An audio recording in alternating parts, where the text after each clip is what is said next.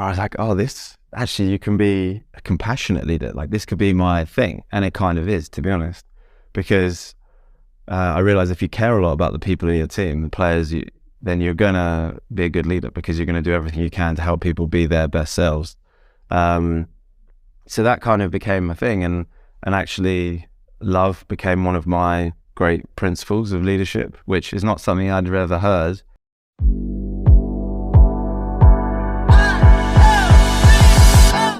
Bonjour à tous et merci de nous écouter. Aujourd'hui, j'aime vous présenter Tom Mitchell, ancien capitaine de l'équipe d'Angleterre de rugby à 7 et surtout médaillé olympique, médaille d'argent des Jeux de Rio. On discute lors de ce petit moment de ce que c'est que d'être capitaine de l'Angleterre pendant plusieurs années, ce que c'est d'être finaliste aux Jeux Olympiques, ce que c'est de représenter son pays également au Commonwealth Games, mais surtout ce que lui a apporté le rugby, ce que lui a apporté les chances, les compétitions, les rencontres qu'il a pu avoir. On parle principalement de blessures, de comment les affronter, comment les appréhender et qu'est-ce qu'on peut en faire, comment ces moments-là de vie de sportif nous rendent meilleurs. On parle également de ce que c'est de leadership, plutôt à l'opposé de ce qu'est l'archétype du capitaine de rugby, de l'image de ce qu'on peut s'en faire, d'une personne forte ou pas. En tout cas, là, on parle surtout avec une personne qui est basée sur les émotions et les relations humaines, qu'il a appris tout au long de sa carrière et la manière dont il a pu implémenter, faire grandir son groupe, le groupe qu'il menait grâce à ses émotions et à son parcours. Je vous souhaite de découvrir ce podcast qui se fait en anglais cette fois-ci, donc soyez plutôt indulgents avec mon anglais, mais bonne écoute.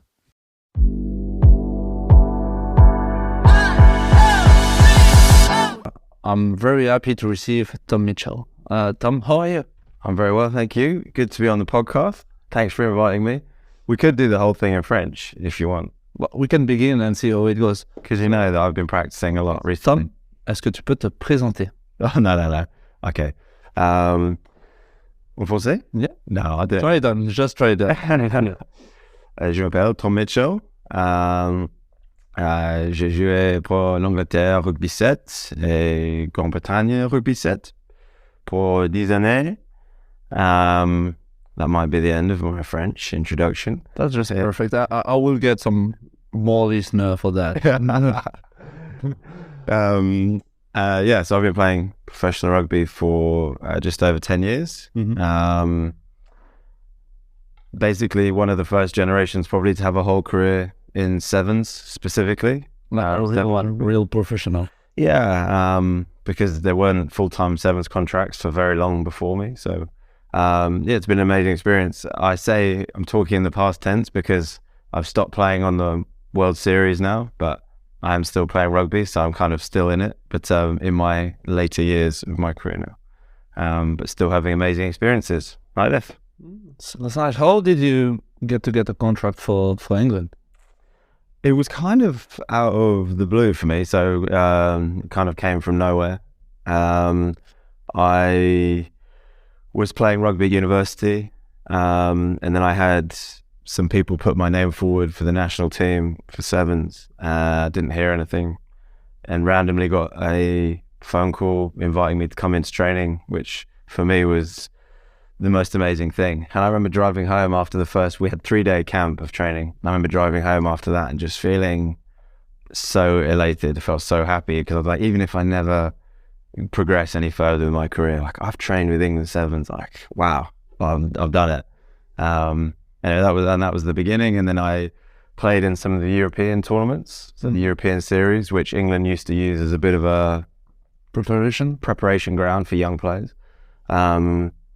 And then after I got picked for my first World Series tournament in 2012, I then got offered a full-time contract after that. So, but everything that happened in that first year of being involved was so unexpected. It was such a whirlwind of experiences because I was quite, I'm not old, but I was 22, I think, at the time. So you had passed this young age, and I was thinking, I'm going to have to get a proper job, What were you thinking of doing? Well, this was the problem. I studied English and philosophy at university, so no obvious pathway onto a proper job. But I was potentially going to go into journalism, maybe management consultancy. Neither would have been as exciting as playing rugby for a living. So Yeah, I mentioned that.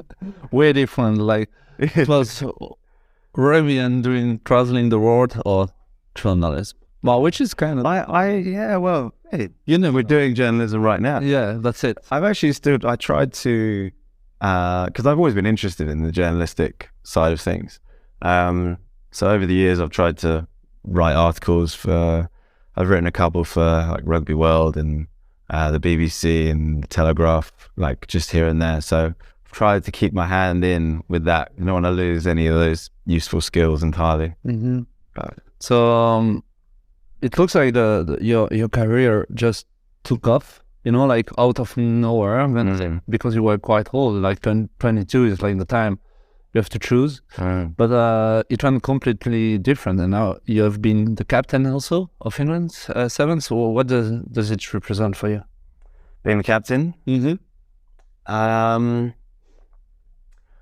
I think I've always felt a lot of responsibility being the captain. I've always felt like, yes, there was this sort of privilege of doing it and like the good feeling that comes with it. But I think I've almost always felt a duty, as that's been the biggest sense that I've had with being the captain. It was funny actually, the first time I nearly said no, because when I first got asked to do it, to be the captain, it was 2014. And we had a new coach. He'd been in charge for 2 tournaments at this point. So it was like... And the old captain was sort of being... Well, he was older and he was going to be moving on anyway. It was Rob Vickerman. I remember. Who's now obviously a big... he's on the... Big on the media. Oh, doing the commenting. Yeah. So I know Rob very well anyway, and he's been a great mentor, but... it was after training, we were walking off the pitch after training, and he said, we've got Las Vegas Sevens coming up, and I want you to captain the team. And I was like, I was like... The coach told you? The coach said, yeah, and everything in my head, all the thoughts I had were like, no, you're not ready, you're too young, you're inexperienced, the guys won't respect you, don't do it, like, you'll fail. And it was all these, I had this amazing experience, because there was all these, like, hugely negative thoughts that were just saying, say no, say no, say no. But I obviously knew that there was a bit of me enough of me knew that it was a great opportunity, so I said yes, and I'm glad I did, because it's been an amazing part of my playing career. Like, I've always loved just the playing of the game, but having the responsibility of being captain has added a huge dimension to my experience. So it's made me commit to the whole adventure in a way that maybe I wouldn't have done if I wasn't captain. And I've loved it. It's not always been easy. Like, I think my character, I naturally put a lot of pressure on myself. And then obviously being captain, when things are bad, and I wear that on my shoulders. And unfortunately, it doesn't necessarily work the same way when things are going well. I don't feel like, oh yeah, I did this. From the men. Yeah. But it's been brilliant. And I've learned a lot about myself as a result of being captain. And I'm grateful for those lessons, because there's been a lot of sort of self-reflection to allow me to be a better leader for everyone. I was thinking, there is many ways to be the captain, There is people that do it by example and people follow, or by, I don't know how it's in English, but different ways. So what was your way of doing it? How did you attain this level of captain? I don't know to explain it, but I think you understand me. I understand, and it's a brilliant question, because it's like there's real gold in understanding this, and I don't pretend to know. I haven't perfected this, I'm still on a journey of learning. And this was probably the more difficult part of my career, was learning how I was going to be the best leader. As me, Tom Mitchell, how I was going to become the best leader. Because it's very easy to look at other captains, leaders from other industry, and you read about people and you think, oh, that's good, I'm going to do that, I'm going to be that guy. But as soon as you start trying to apply someone else's way, and you can pick up bits and pieces, of course, but it has to come from within you. You have to find a way of channeling what you are and who you are as a person, and projecting that in a way that is useful for other people to be their best selves. And I think there was a time when I did it the wrong way around. I was trying to start with the external and enact that. So I was, rather than starting from within, understanding myself. Understanding, my beliefs, my values, how I operate as a person, and then forming that into becoming a good leader. I don't know if that makes sense. But there's a process of doing that involved a lot of psychology. I worked with a psychologist, which was really useful. Understanding why my brain works a certain way, why I have certain thoughts in certain situations. And that was brilliant. And it allowed me to, let me give you an example. So some leaders are very stern. Stoic, yeah. And you get a very, they naturally have that, you're like, oh, and it's borderline like fear, but it's mostly respect, Whereas I don't really think that's me. And I noticed that some of my strengths were that I care a lot about people, so a lot of compassion. And I thought, and there was kind of a bit of a light bulb moment, like does that make sense? Light bulb, let the light go switch on. Yeah, that's what you want. Where I was like, this actually, you can be a compassionate leader. Like, this could be my thing, and it kind of is, to be honest, because I realized if you care a lot about the people in your team, the players, then you're gonna be a good leader because you're gonna do everything you can to help people be their best selves. So that kind of became a thing, and actually, love became one of my great principles of leadership, which is not something I'd ever heard really in rugby, especially because not even in the books, when you read something like Michael Jordan leading, and the way of leading is always like hard, supremacy, I'm gonna say. I don't know if it's good, but to be strong and fast and do things like this. And there is more about emotion and sentiment. Yeah, sentiment, emotion, and people used to call these things like the soft skills. And I think and in rugby, because it's a very masculine, and there were some old-fashioned values maybe, and the soft skills kind of got like shoved under the carpet a bit.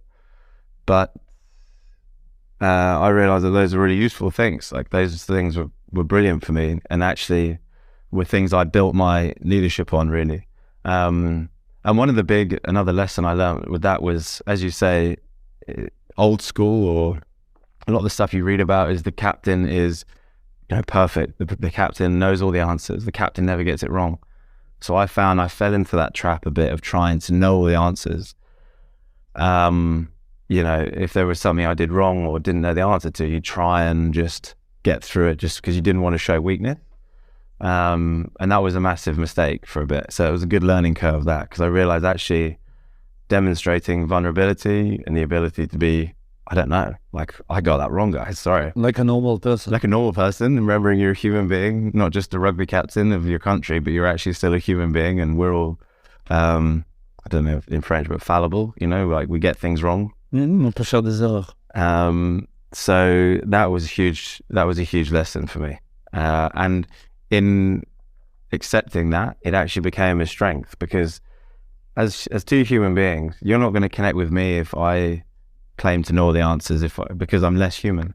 The moment I accept vulnerability, accept myself as being wrong sometimes, right sometimes, we're going to connect, because you can see the human side of me, and I think that's a powerful thing. Those are a very reflective thoughts. You should understand what you mean. But I'm the captain of Belgium Sevens also, which doesn't represent the same, of how big the country and the rugby is, but still captaining. So we are trying to do what we can. And I quite feel the same about this captaining, When we had captain, a lot of time, it was like the big guy, the strong guy, the one that was more able to show his strengths on the field, the captain, and where to follow. And when I had the responsibility to be I'm not this guy, I'm not the strongest, I'm not the the big birded one that speaks a lot.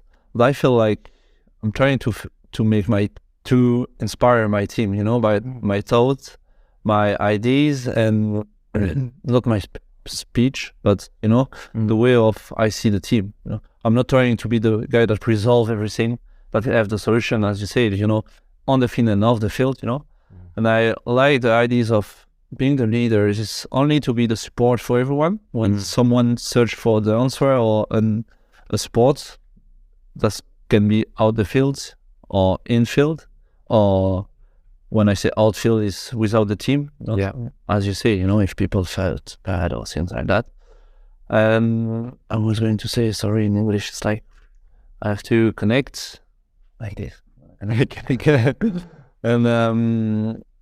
it's that. It's trying to inspire. I love to commit people to the team, because in a team, you always, okay, we are 12, imagine 15, there are way more. There is always someone that's going to hide a bit from the decision, from the saying something in the team, when we ask, do you agree with everything? There is always someone that doesn't say nothing. And I like to get people involved, trying to get the most, because I feel everyone has an idea, and every idea can be good if applied in a good way, and it can help everyone. Yeah. So that's the way I try. I hate being the one that makes the decision. I know what you mean. I've noticed that with you, actually, when we've been working together this week, you have a great strength of being able to give people a platform, like give people the opportunity to have their space. I think that's a great quality. I'm similar to you. One of my work-ons, probably as a captain over the years, has been sometimes you need to be someone needs to make a call, and sometimes I'm a bit too diplomatic and you want to hear from everyone. Sometimes you could be like, right, this is where we're going. Exactly what I had in the head. Sometimes, people are speaking too much. Okay, you say, okay, this time I use my privilege statue to say, okay, now everyone's shut up. We're going to go this way and we'll see what happens. Yeah, and being able to be like, if it's wrong, I got it wrong, guys. Sorry, I took us down this road. It was the wrong road. But next time I'll, hopefully get it right. But it's so good when you've got the people believing in you. To not to be in a higher level than them. That's not what I mean. It's the feeling of people behind you, following you in your ideas. And what I love the most is to see like having them good results because of the action you can make. Yeah, I don't know if it makes sense. Yeah. And also in a more broad sense, not just winning rugby games and training well. But the most powerful thing I think about leadership in a sport environment is actually we've got a great opportunity to help one another grow just in life in general. And that's always been a big motivating factor for me is, yes, I can, obviously my objective on paper is to help us win rugby games, right? Like that's the aim. But really bigger than that and more powerful than that is how can I help everyone in this room grow, become more of themselves, whether that's building a skill set or just becoming more confident or having a voice, being able to speak in the group, or providing if someone's having a tough time, being able to build something, a real relation, and helping in whatever way people need it. I think that's an amazing thing. Sport gives us like the platform, the arena, but really it's about life. Like, there's no difference. What happens in the arena and training translates into broader life. And it's funny because at the beginning of my career, all those things about emotion didn't appear. I didn't have the clarity to see them. I was just there to have fun. I was playing rugby. I was like, okay, it's good, it's fun. I'm going to Dubai. Okay, I enjoy it. Oh, okay, Las Vegas. Okay, it's perfect.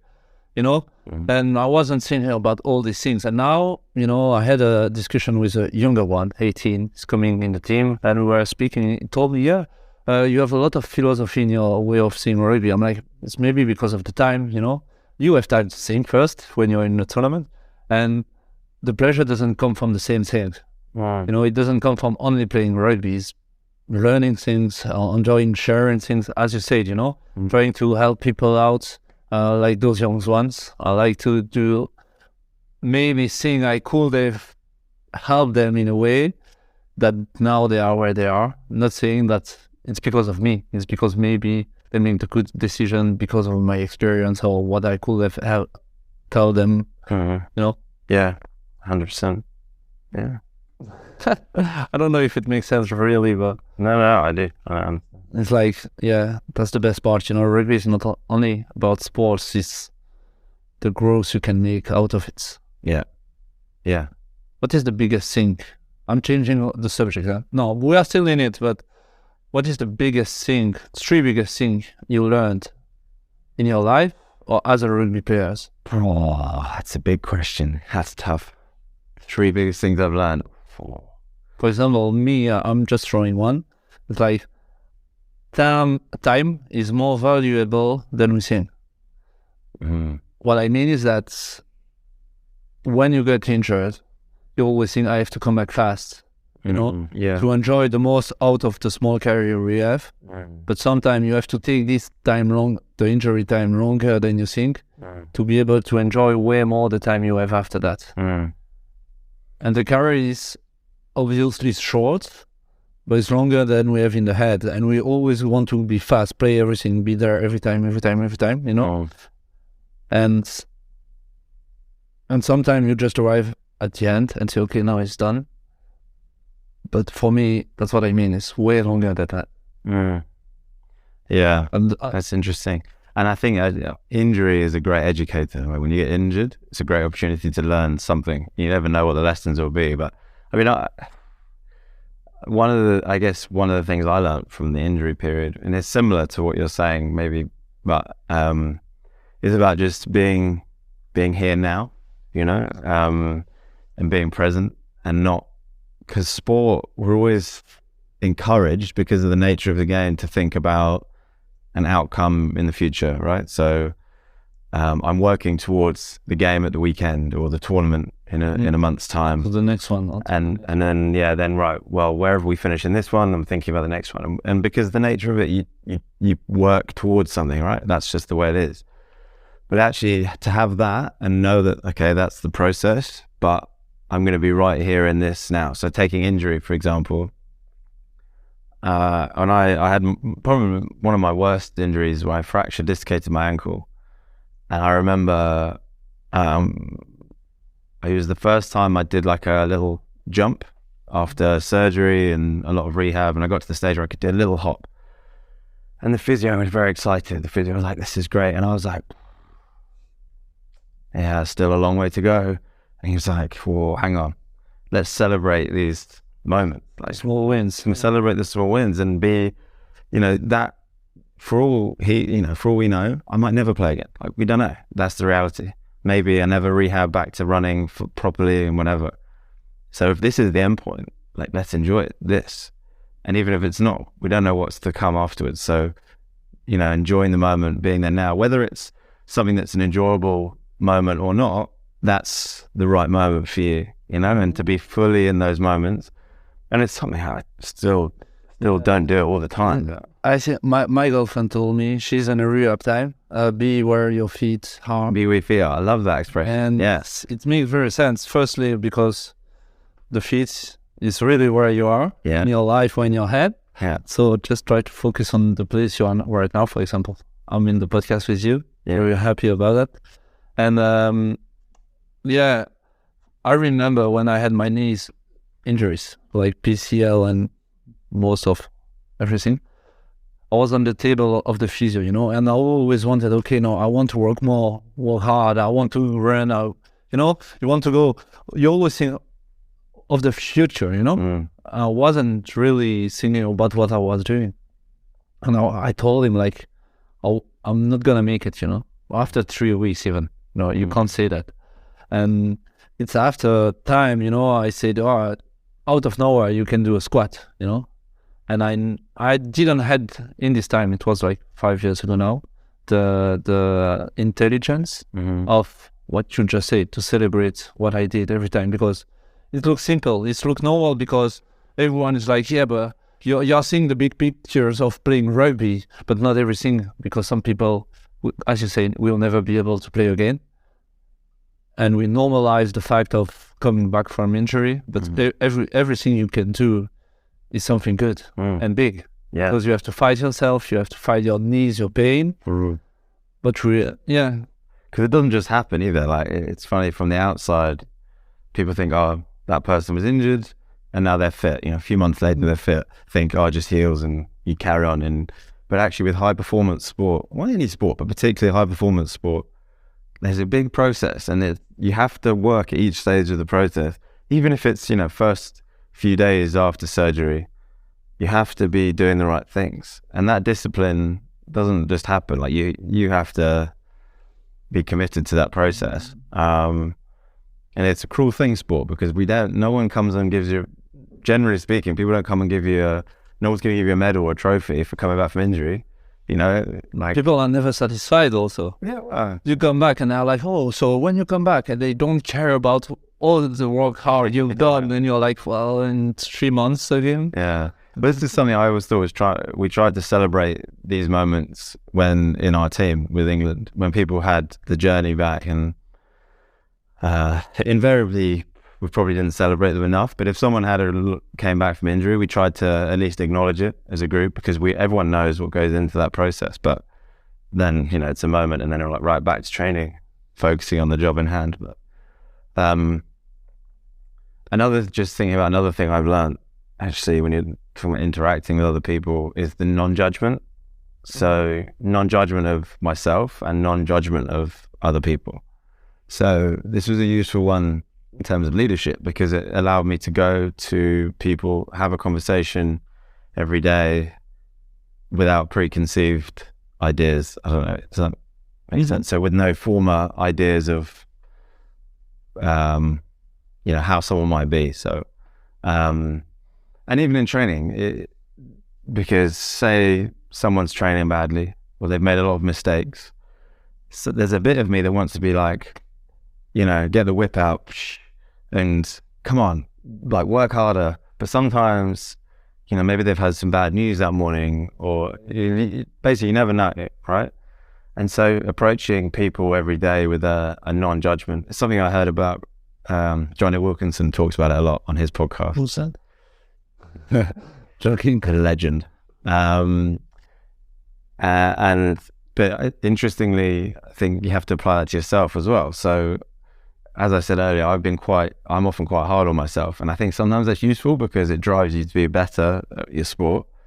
But you have to manage it, because if you're, taking a lot of self-criticism and shame and blame onto yourself, it gets very heavy, and actually then it's difficult to have perspective and see the bigger picture. And also I feel like if you're judging yourself very harshly, often it manifests that you judge other people harshly. So one of the things is to let go of self-judgment. So in the most simple thing is, like, if I make a mistake, I'm like, my initial reaction is obviously I'm annoyed, but it goes very quickly now. I let it go. I don't then go, why'd you do that? Like now I'm just like, bit of a breath, onto the next thing. And that's a useful thing in life as well, but it's just like, I think now I can reflect on my experiences. It's just training my brain to be able to do that. It's not like suddenly had this magic moment. That it's just progression in the same way as you progress in the gym doing weights. It's progression with your mind. It's having the awareness, the understanding, and then just kind of training your brain to be able to act that way more quickly. Okay. To switch on, switch off. Yeah. I say more about being able to switch, from an action to the other. Mm-hmm. The strength of the mind is not to be strong and face everything and break wall easily. Is to be able to, every time you get a hit, to be stronger on the next adversity. I don't know if you understand. Yeah, I think so. Like the metaphor of the mind, of the mind as being, if you're meeting everything like a brick wall, that's not the way the mind works. Really, we have to be able to sometimes, if we're meeting something solid, we have to be able to move around it. You can't just meet it head on. You have to. You know what I mean? Well, yeah. Like a bit like Bruce Lee says about being water. About I know Bruce Lee. Water can crash. It can be powerful, but it can also flow and be adaptable. And I think the mind, what sort of strive for, I guess, or what I think is a useful condition for the mind is to be adaptable, right? And he says that if you pour water into a cup, it becomes the cup, right? It adopts the form of the cup. And I think that's a useful concept for the mind. Of adaptation? Mm. Okay. That's wise. You're drawing all the wisdom out of it. If there is any wisdom. It could all be, people could be listening thinking, well, rubbish. What is this kind about? What is Tom saying about the guests and the host can't even speak a good English? What the fuck? Maybe this episode will never even get released. Who knows? Yeah, I never know. No, but in reality, it's very hard, on the podcast. When we see those guys speaking like Rugby Joe podcast or all those big one, but rugby mainly because what we know, they speak so easily. They say things and you're like, oh, that's good. Oh, that's funny, blah, blah, blah, blah.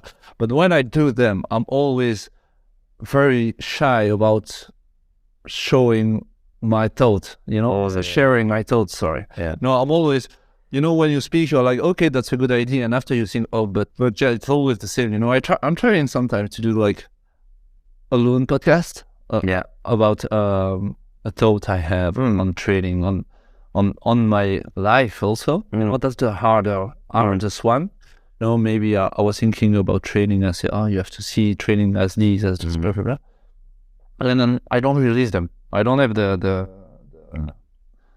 how you say, the Courage. Yeah, to show. But I think this fear comes from the self-judgment thing, doesn't it? Like we're already judging ourselves even before anyone else has judged us. So it's like, well, what are we doing there? But it's in terms of like a guiding principle. I know I'm sort of speaking very philosophically throughout this whole thing, but it's just because I find it interesting. It's going to be heavy listening for anyone listening, but like being guided by the love over the fear, so not releasing them, and we've all acted like this, is because, and you're acting on the fear then, right? But maybe it's just about even not thinking they're good, but just stepping into an unknown and just seeing what happens. Yeah. Maybe there's that's what acting on the love instead of the fear is, That's it, exactly that, It's hard. But we all do that. It's the same when I nearly turned down the captaincy. Like it was just a fear of failing, and that's why how many people don't do things because they're worried about failing. Like it's crazy, but it's perfectly natural as well because our brains are wired that way right from when we were, undeveloped Homo sapiens, is because actually our brains are trying to protect us from situations that might cause harm. Now, obviously, you putting out a podcast that you're not sure will get criticism. That's not going to create any actual harm to you. No lion's going to come out of the bushes and grab you, but your brain's still working the same way. And your brain is saying that, in simple terms, if I get criticism, that's a lion coming out of the bushes to eat me, Mm-hmm. Whereas really, if we can catch that thought of fear and, I don't want to do it in case of this or in case of that, and be like, okay, well, that thought is valid, but really, do I want to act on that, or do I want to act on something deeper, my beliefs about how I want to express myself, how I want to try and encourage other people, or whatever it is? That's kind of true. No, that's not kind of true. It's true for me, what you just said. Every time I'm sharing one, when we are doing this one, it's easy because it's someone else speaking and I'm just hosting. You should be more worried about this one going out than anything that you do. Because when I'm alone, I feel like, who am I to speak out to my thoughts? Yeah. Who am I to think my thoughts are important for some people? And so what would you say to someone else? Yeah. If someone said, I don't think my thoughts are important, you'd be like, yeah, of course. Take your space in the world. And yeah, you always find one listener, I'm saying, for the podcast that will get maybe helped by what you said, and one person is enough. That's exactly it. It's just because we always want more of that we see now, even more with the social media. You see, he's got 1 million followers, and he share one pictures with a big saying, I don't know. Yeah. And but we can't always be the best or be the biggest. This is it. It's like the world we live in now. Sorry to No, jump in, but the world we live in now, especially with social media, we think, oh, that person has a big following on social media. That means they have more worth in this world than I do. And like, maybe we don't think of that consciously, but subconsciously, that's probably what we're thinking. It's the same in sport. Like, I think there's a tendency to think, oh, that person's in the Olympics, that person plays on the World Series or the World Cup, full-time professional or whatever. Wow. And in some ways, we attribute more value to that person than we do to the guy playing at the local club, whatever it is. And yes, in this sort of fake space of sport, because it's something we've created, right? It's not fake because we buy into it, but there's no real like hierarchy there, you know? It's like a hierarchy we've created, and that exists everywhere. Same in an office, you know, whoever's got the big office is more important than the guy with the small office. But like, that's not really the way the world is, you know? A big CEO of a huge corporation has the same self-worth as a human being as the person working as the janitor at the end of the day, you know, doing the cleaning in the offices. Like, those people have the same self-worth, I think, as human beings.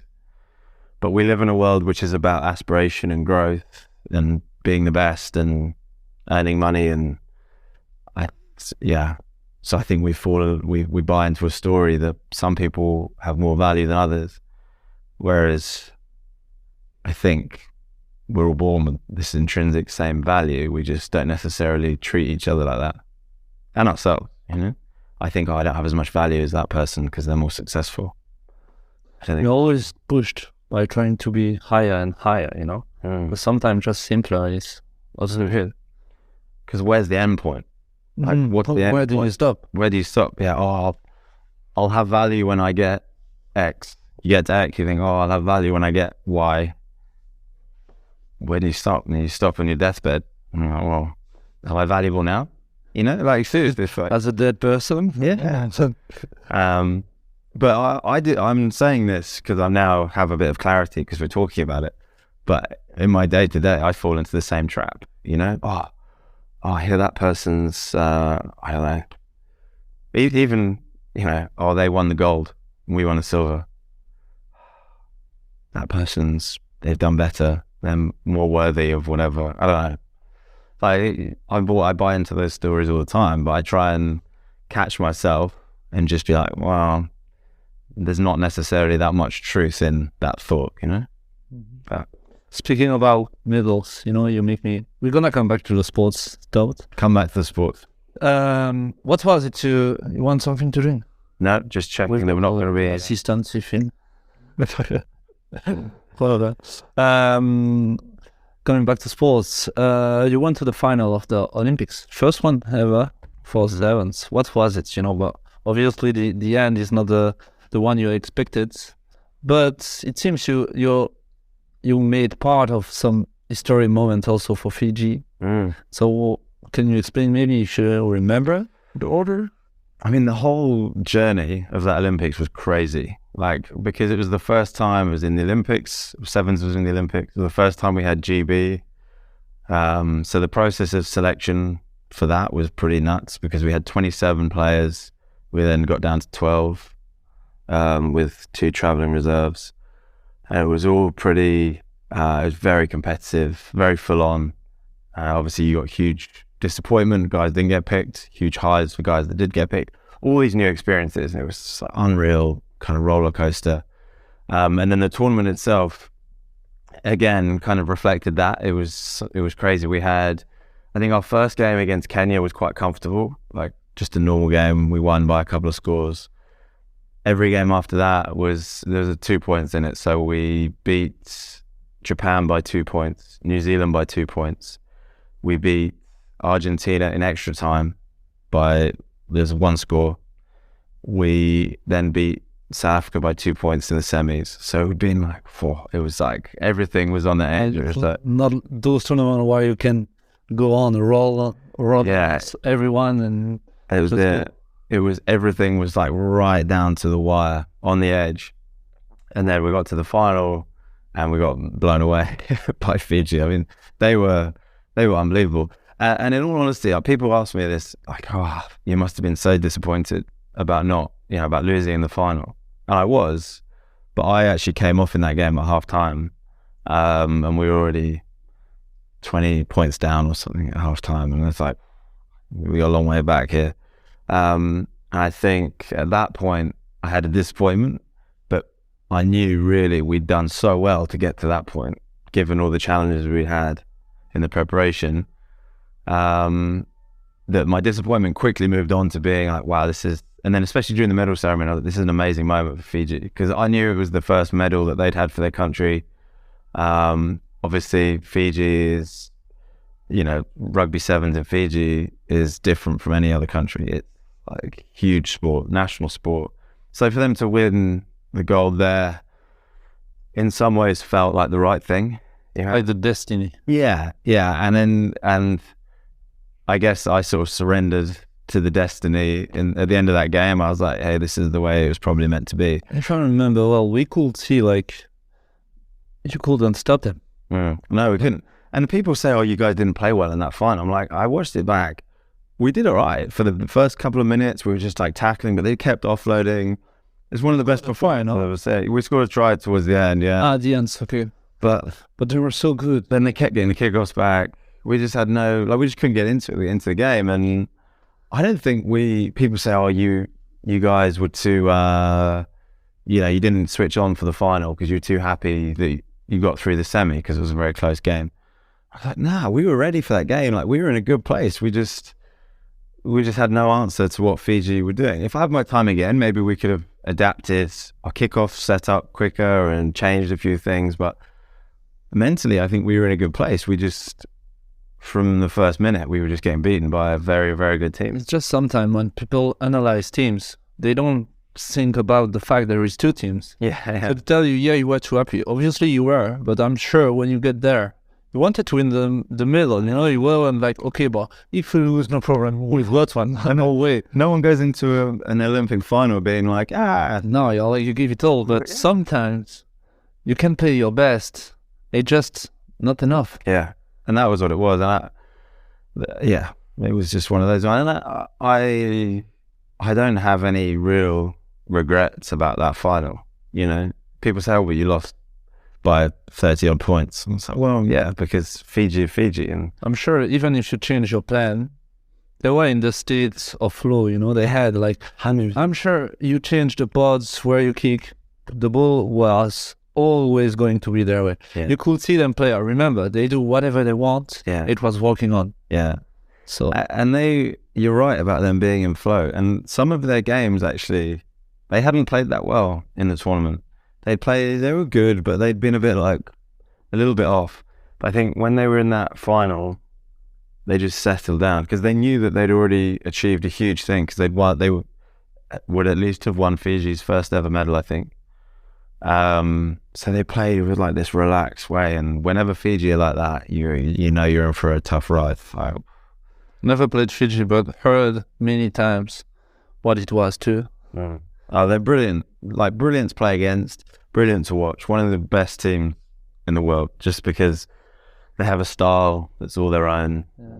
I feel like since this time, the Olympic, they never met the standards they have set by this time. But it's just because, my thought, they have built such a good team, but not only by players, but also the structure they had, the process they made, Ben Ryan, all the things he made for these teams. They never been able to do the same, because now everyone and then the players come, they play well, and ciao, they go to France. Yeah, maybe. Although difficult to argue that because they did win gold again last year. So arguably. Yeah, I know, but I did. Maybe it's because I'm. What you say?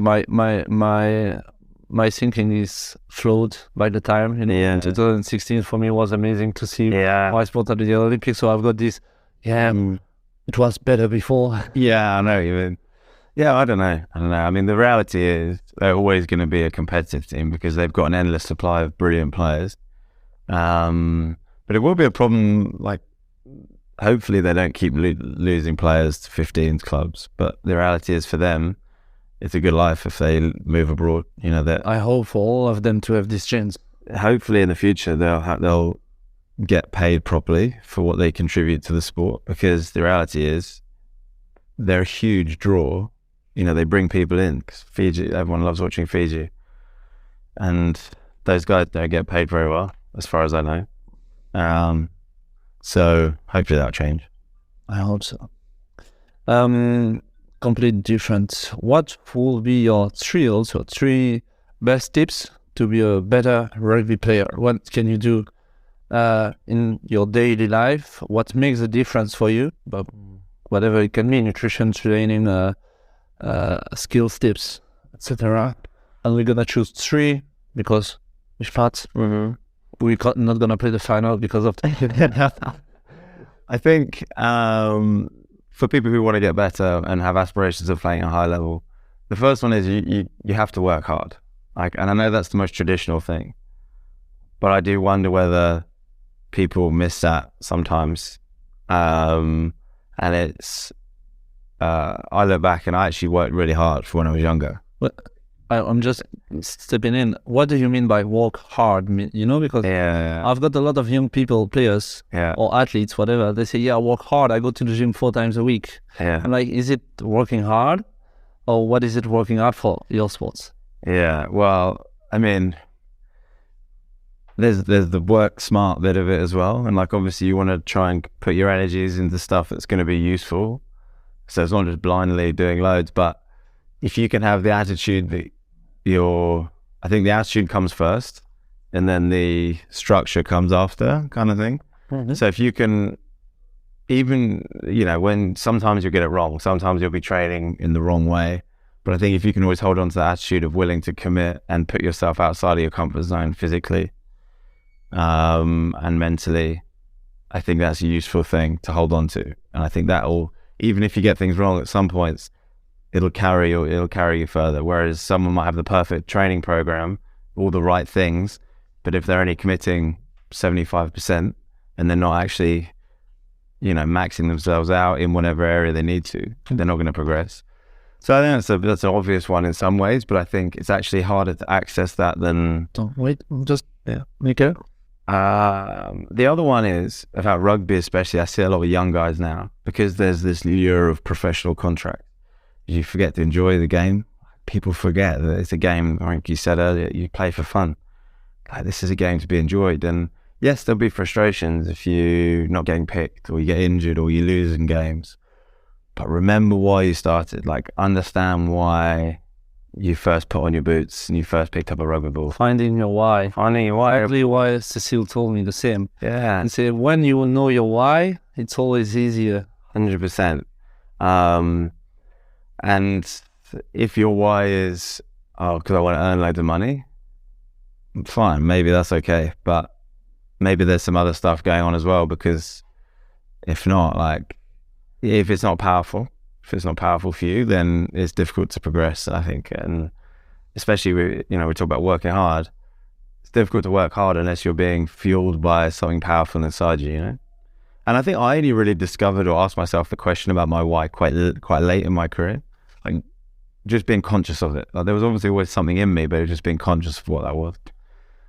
And then a third one, I guess one that's always worked for me, again, it's kind of a bit of a general one, but just really valuing the opportunity presented. So whether that's opportunity to meet teammates, spend time with other people, whether that's the opportunity to play your first game for the club, or you get picked for a national team or whatever, you know, not thinking this leads on to something else. It's like, right, I'm going to enjoy this opportunity for its own sake.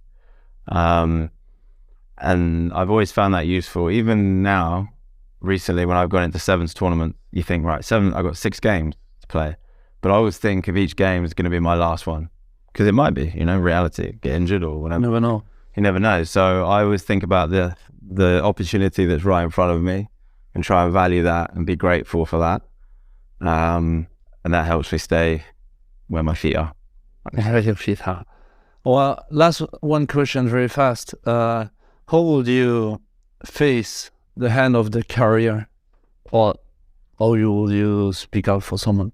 I don't know if speak out as well, but that's going to end of his rugby career. What would you do differently, or maybe not differently? As in, so coming to the end, reflecting back. Yeah, maybe. I've been thinking about this recently, actually, about like, would I change anything? And I mean, I tried to subscribe to the philosophy that like, what happens to you is the right thing for you, you know, and you can choose how you react. But I don't think it's ever about wishing things were different or I should have done this differently, because the way you were in that moment was the way you were in that moment, you know? Mm. Doesn't mean I haven't learned stuff. Like, obviously you take the learnings, but I never wish for anything different, because if things had happened differently, I wouldn't have had the learning, the growth, etc. So I wouldn't change anything. It was as it was, and it is as it is now. And for me, when I reflect like this, it's perfect. Yeah. You're smiling, but I mean, no, but it's hard because every time you always think about why and how my decision affects me now, but sometimes, you know, it just go on and there is nothing to change, and and you can't. Yeah. So it's having your mind loaded by something you can't control. Yeah, exactly. And don't get me wrong, I'm a human being. Like, there are moments where I'm like, I wish we'd won more tournaments. I wish I'd won a World Series year. You know, I wish I'd won a gold in the Olympics. Wish we hadn't come fourth last year at the Olympics. You know, and like, of course I have those thoughts, but they're not like, I try not to really give them much airtime, you know? Maybe if you give them more positivity, you'll see it differently, you know, like. Well, they are. Like, you know, they come, and those thoughts, they come, they go, but I try to, same way about like my successes as well. Not just stuff that didn't go as planned, but people are like, oh, it must be amazing. Like, you win an Olympic medal, we've been to 2 Olympics, how amazing. I'm like, yeah, it was amazing, like a great experience. But if I try and like, I'm an Olympian, I have a medal, like that's me. Well, am I stopping myself becoming other stuff by holding on to that too tightly? Am I closing myself off to the present moment and the opportunities that are here, you know? You just have to find the right balance in enjoying and growing. Yeah. But sometimes we, as athletes, we don't enjoy enough, and it goes so fast, or we normalize everything. Yeah. For example, here in Monaco, we are fortunate and very, very lucky to be here. But, you know, when I speak to Belgium's people that send me a message, I'm like, I don't, you know, I don't see myself as they see me, because I'm like, I don't know. I'm here. I had the opportunity. I took it. I came, I played, good or bad, I don't know. And yeah, that's it. I didn't, you know, expect. Sometimes I only appreciate it looking back, but that's fine. I think, you know, when you're in it, sometimes you only appreciate it. It's more skill where I have more, I don't know, maybe awareness. Yeah, I had a hard year last year, I think, with sports and my body and everything. And now I'm more like enjoying everything. Yeah, that's the key. Taking from everyone, taking your philosophy out of the matter. Well, should we go and enjoy a walk? Yeah, well, thank you, Tom, for the podcast. Was very, what is it in English? Very philosophic one. I like it. The listeners might not, but I enjoyed it. So it was valuable for me. I appreciate it. In reality, the podcast is just about, the name is The Discussion, La Discu, and which is, doesn't mind if people like it or not. I'm judgmental of myself. Yeah. Maybe we'll do another one where it's just, in English we say banter. Yeah, more like straight banter next time. Yeah. Can you do a closing for this podcast in French? Merci à toi, Gaspard, pour l'hospitalité dans sur podcast. C'était très bien. Discu. C'était... Très bien. Ouais, c'était bien. Thank you, Tom. Thank you for the speech, for the discussion, and don't forget to follow him on Instagram. C'est Mitchell. Yeah, he's whole, but he's still on it.